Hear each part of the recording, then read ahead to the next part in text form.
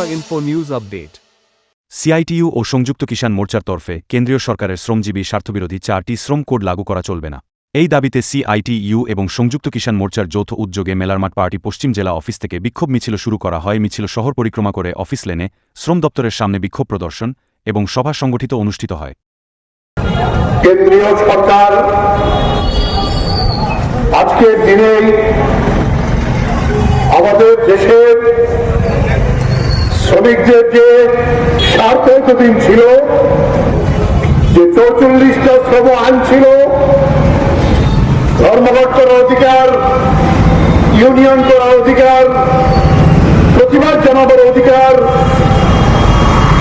এই সমস্ত অধিকারকে মালিকদের কাছে সঁপে দিয়ে 4টি শ্রম কোড বিল জোর করে পার্লামেন্টে পাস করিয়েছে, তা আজকে থেকে লাগু করার প্রয়াস করা দিচ্ছে।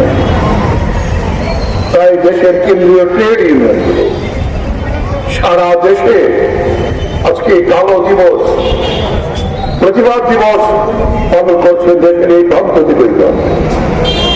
আমরা আজকে আমাদের রাজধানী আগরতলায় শ্রমিক সংগঠনগুলো এবং সংযুক্ত মোর্চার অধীনে যে কৃষক সংগঠনগুলো, ক্ষেত্রদের সংগঠনগুলো, এই মিছিলে আমরাও সামিল হয়েছি। আমরা যেটা বলতে চাই, মোদী সরকার ক্ষমতা আসার পরে প্রথমেই চেষ্টা করেছিল দেশের যে প্রধান উৎপাদনকারী শক্তি, খাদ্য যারা উৎপাদন করে, আমাদের বাজার যারা রসদ যোগায়, 3 কৃষি আইন তৈরি করে কৃষিকে আমেরিকার অঙ্গুলে এনে আদানি আম্বানির কাছে বিক্রি করে দিচ্ছে।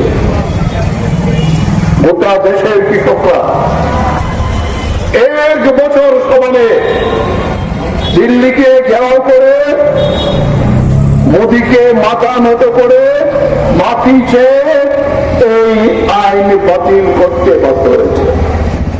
আজকে 4 বছর হয়েছে, 21 সালে হয়েছিল, কিন্তু আজকে 26 সালে যে কথা মোদী সরকার এই আইন বাতিল করার পরে বলেছিল, কৃষকদের ন্যূনতম ফসলের দাম এবং তার যে অধিকার একটাও শব্দ আর করেন। এরপরে তিনি ধরেছেন দেশের শ্রমিক শ্রেণীর অধিকারকে কেড়ে দিয়ে ওই পুঁজিপতিদের স্বার্থে 8 ঘন্টার কাজ যেখানে আন্তর্জাতিকভাবে স্বীকৃত, এটাকে 12 ঘন্টার কাজ। কোন ইউনিয়ন করা যাবে না, প্রতিবাদ করা যাবে না, ধর্মঘট করা যাবে না। এই শ্রম কোড করে দুইটি আমাদের দেশের প্রধান উৎপাদনকারী শক্তি, শ্রমিকরা কলে কারখানায় কাজ করে মানুষের জন্য তার স্বস্তি দেয়, আর কৃষকরা মাঠে ময়দানে কাজ করে আমাদের উন্নতি দেয়। এই দুটি উৎপাদনকারী শক্তির অধিকার কেড়ে নেওয়ার জন্যই এই কাজ মোদী সরকার করছে। কিন্তু আমরা হুঁশিয়ারি দিতে চাই, ওই 3 কৃষি আইন বাতিল করার পরে কিন্তু নরেন্দ্র মোদী বলেছিল নির্বাচনে 400 পার। কৃষকরা যে প্রতিবাদ করেছিল 240 পার করা যায়নি।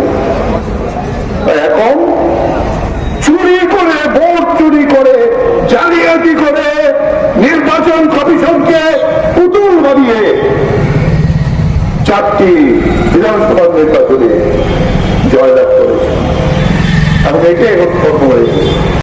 আমরা দেখেছি লড়াই করে শ্রমিকদের স্বার্থে বহু আইন পাস করাতে বাধ্য করা হয়েছিল ইংরেজ সরকারকে, এবং পরবর্তী সময়ে আমরা দেখেছি ভারত স্বাধীন হওয়ার পর দেশের শ্রমজীবী মানুষ বিভিন্ন সময়ে যে সমস্যার সম্মুখীন হয়েছেন, সেই সমস্যাগুলো দিয়ে দেশের মানুষকে সাথে নিয়ে সরকারের উপর চাপ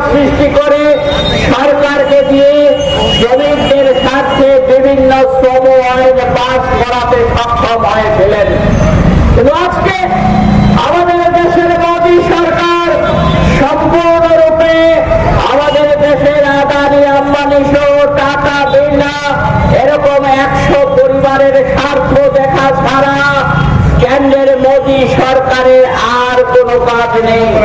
শুধু তা নয়, আজকে তারা আমাদের দেশের সার্বভৌমত্ব, যেমন ভারতবর্ষের সংবিধানে বলা আছে আমাদের ভারতবর্ষ একটি সার্বভৌম দেশ, আমাদের ভারতবর্ষ একটি স্বাধীন দেশ।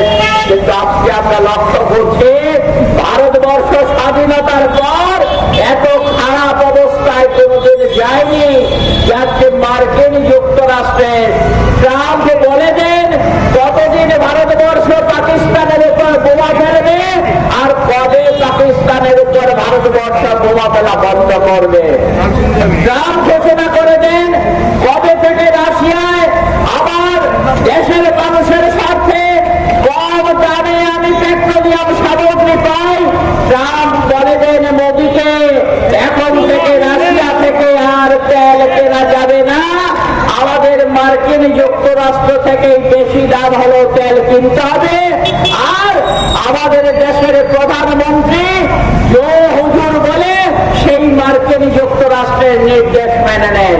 আবার এখন যখন মার্কিন যুক্তরাষ্ট্র নিজেরা তেল সাপ্লাই করতে পারছে না, তখন আবার ভারত সরকারকে বলেছে ঠিক আছে তোমাদের অনুমতি দিলাম মাত্র 1 মাসের জন্য ওই রাশিয়া থেকে তেল কিনবার ক্ষমতা তোমরা পেলে। তাহলে অবস্থাটা কি দাঁড়ালো?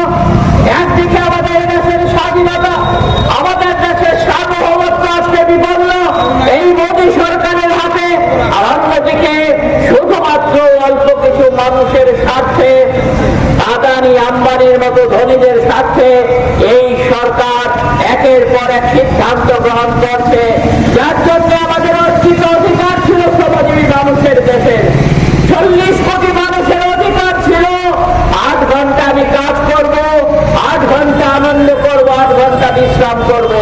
আজকে মোদী সরকার আইনের পরিবর্তন ঘটিয়ে একজন শ্রমিককে 12 ঘন্টা কাজ করতে বাধ্য করছেন।